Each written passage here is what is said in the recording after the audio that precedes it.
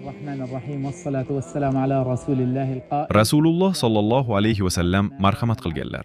Banda o'z birodariga yordam berib turgan ekan, Alloh ham o'sha bandaga yordam berib turadi. O'zbek birodarlarimiz jamoasi og'ir sharoitda yashayotgan va moddiy yordamga muhtoj oilalarning murojaatlariga yordam berishda davom etmoqda. Bu oilalar hozirgi og'ir sharoit sababli naqd pul yordamiga juda muhtoj. Ushbu mablag' orqali ular o'zlarining eng zarur va asosiy ehtiyojlarini xarid qilishlari mumkin. Alloh taoloning fazli. So'ngra siz aziz o'zbek birodarlarimizning yordamingiz bilan mana shunday murojaatlarni imkon qadar qondirib boramiz. Bugun ham mana shunday yordamga muhtoj oilalardan birining murojaatini qondirish uchun keldik.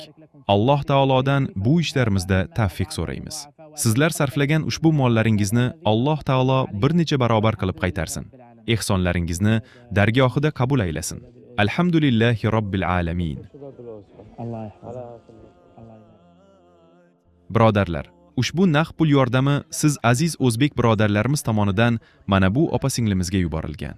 U beva ayol bo'lib, oilasining ehtiyojlarini ta'minlash va ro'zg'orni tiklash uchun moddiy yordamga muhtoj.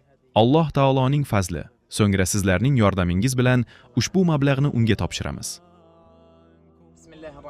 Mana, endi yana bir opa-singlimiz huzuriga yetib keldik. Bu opa-singlimiz ham beva ayol bo'lib, o'zining shaxsiy va oilasining eng zarur ehtiyojlarini sotib olish uchun naqd pul yordamiga muhtoj. Siz aziz o'zbek birodarlarimiz tomonidan yuborilgan ushbu yordamni unga ham topshiramiz. Alloh taolo qilgan ihsonlaringizni qabul aylasin. Mol dunyolaringizga baraka bersin va sarflaganlaringizning o'rnini bundan-da yaxshirog'i bilan to'ldirsin.